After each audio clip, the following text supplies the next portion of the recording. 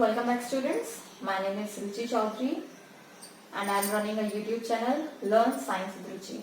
In today's class, we are going to study about 6th class science textbook by NCERT, chapter 4, sorting materials into groups.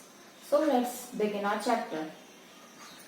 So बच्चों, what we are inferring with the name of the chapter, sorting materials into groups, means we have to separate substances, different kind of substances around us.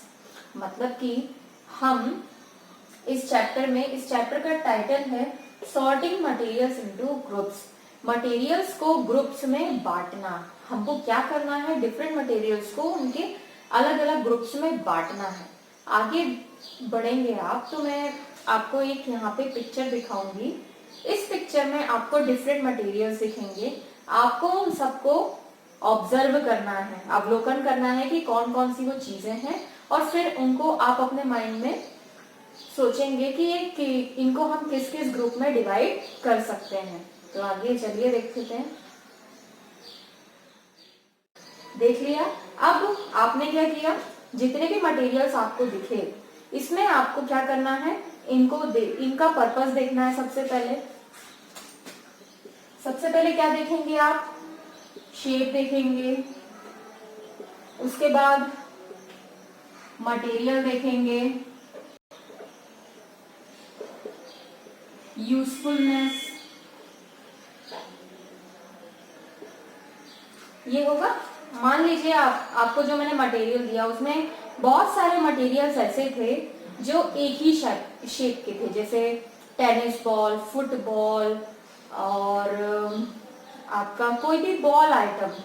तो आप क्या कर लोगे, एक category आ गई आपकी sphere या राउंड शेप या स्फेयर शेप. तो इस प्रकार से आप शेप कर लोगे. वही मटेरियल डिफरेंट कैटेगरी में हम रख सकते हैं. जैसे कि एक बॉल है.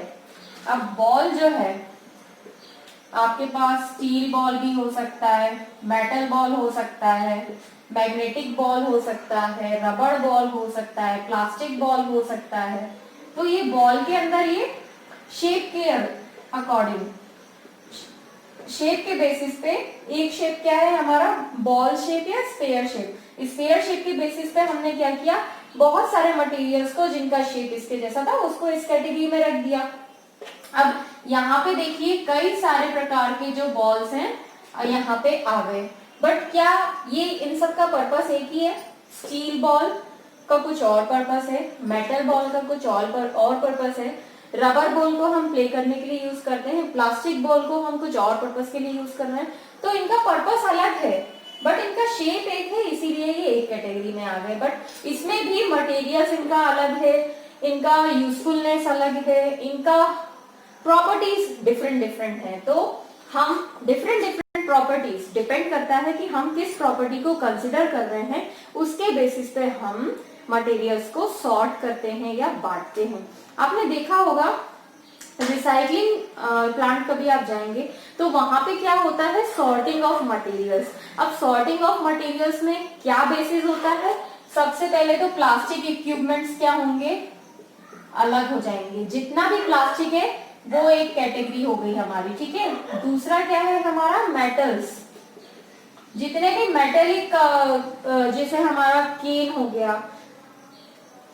गया और मेटल के जितने भी कवर बॉक्सेस हो गए इलेक्ट्रॉनिक आइटम्स के, जो अगर मेटल के हैं तो वो मेटल के अंदर जाएंगे, जो प्लास्टिक के हैं वो प्लास्टिक के अंदर जाएंगे. थर्ड कैटेगरी हो जाती है हमारी पेपर मेड आइटम्स, ठीक है. पेपर मेड आइटम्स वो सारे आइटम्स जो पेपर से बने, आपकी बुक्स हो गई, कॉपी हो गई, न्यूज़पेपर हो गया, कार्ड हो गया और पेपर बैग हो गया, वो सब कहाँ जाएगा, पेपर मेड आइटम्स में. सो रिसाइकलिंग प्लांट में मटेरियल्स को सॉर्ट किया जाता है रिसाइकल करने के लिए, दोबारा यूज करने के लिए, डिपेंडिंग अपॉन द मटेरियल, जो किस प्रकार का मटेरियल है. और भी एक कैटेगरी होती है number 4, soluble in water, insoluble.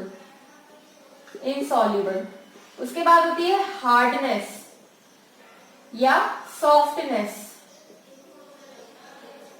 Next होता है शाइन, शाइनी अपीयरेंस।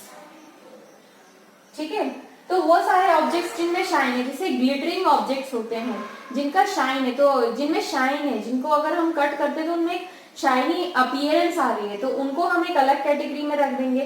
तो इस प्रकार से हम डिफरेंट मटेरियल्स को सॉर्ट करते हैं। अब बात कर लेते हैं कि चैप्टर में हमको किन किन प्रॉपर्टीज के बारे में बताया गया है। एक चीज आप समझ लीजिए, सबसे पहले तो मटेरियल्स एंड ऑब्जेक्ट्स। अगर मैं मटेरियल को कंसिडर करती हूं, जैसे कि मेरा एक मटेरियल है प्लास्टिक, ओके। अब प्लास्टिक से बने हुए जितने भी आइटम्स हैं या ऑब्जेक्ट्स हैं, ऑब्जेक्ट्स मेड ऑफ प्लास्टिक, आपके टॉयज हो गए, कुछ इलेक्ट्रॉनिक डिवाइसेस हो गए जिनमें प्लास्टिक होता है, जो कंप्लीटली प्लास्टिक के होते हैं। टॉयज हो गए, इलेक्ट्रॉनिक डिवाइसेस हो गए, आपके कैरी बैग्स हो गए प्लास्टिक के। उसके बाद बहुत सारे जो अदर आइटम्स है, केन हो गई, प्लास्टिक की केन्स हो गई, कंटेनर्स हो गए। ठीक है, ये सारे क्या है, ये सारी चीजें जो है प्लास्टिक से बनी हुई हैं। मटेरियल एक कैटेगरी मैंने ले ली, मटेरियल। मटेरियल क्या लिया मैंने, प्लास्टिक। अब प्लास्टिक से बनी हुई जितनी भी चीजें हैं, जितनी भी ऑब्जेक्ट्स हैं, वो मैं इस कैटेगरी में रख दूंगी। तो मैंने यहाँ पे मटेरियल्स को क्या ग्रुपिंग की है, प्लास्टिक ग्रुपिंग में कर दिया है। एक और मेरा मटेरियल है क्या, मेटल। अब मेटल में मेरे जितने भी आइटम आ गए मेटल से जो बने हैं, जैसे आयरन रॉड हो गई, आयरन की रॉड हो गई, पेपर, स्टील की शीट्स हो गई। ठीक है, इसके बाद मैं ले लूं बेंचेस हो गई, आयरन की बेंचेस हो गई, आयरन के केन्स हो गए।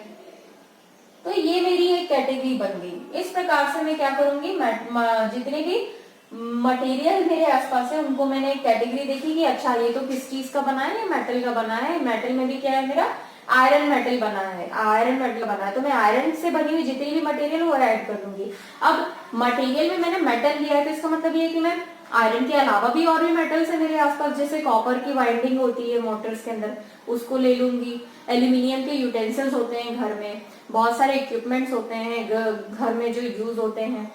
साथ ही क्या होता है, हमारे घर में जो फिटिंग्स होती हैं, स्पेशली बाथरूम फिटिंग्स हो गई, उसमें भी आयरन मेड मटेरियल्स का यूज होता है, तो मैं उसको भी इसी कैटेगरी में रख दूंगी। ठीक है, तो यहाँ पे डिफरेंट मटेरियल्स जिनका पर्पस डिफरेंट है, इन सभी का पर्पस डिफरेंट है, यूजेस डिफरेंट है। पर्पस डिफरेंट है मतलब कि किस काम के लिए वो उपयोग आते हैं, वो उपयोग अलग है, शेप अलग है, ये सारे पॉइंट्स डिफरेंट है, बट इनमें एक चीज कॉमन क्या है कि ये सभी क्या मेटल्स के बने हुए हैं। अब ये मेटल्स के बने हुए हैं तो इनमें कुछ प्रॉपर्टीज कॉमन होंगी, जैसे कि ये हीट को एब्जॉर्ब कर सकते होंगे, ये हार्ड होंगे। सो हमारी जो सॉर्टिंग का कैटेगरी है उसकी कुछ प्रॉपर्टीज होती हैं जो इन सब में कॉमन होंगी। ओके, इन सब में वो कॉमन होंगी। तो इस प्रकार से हम सॉर्टिंग करते हैं। चैप्टर में जो हमारे पॉइंट्स हैं, अब मैं आगे उनके बारे में डिस्कस करती हूँ।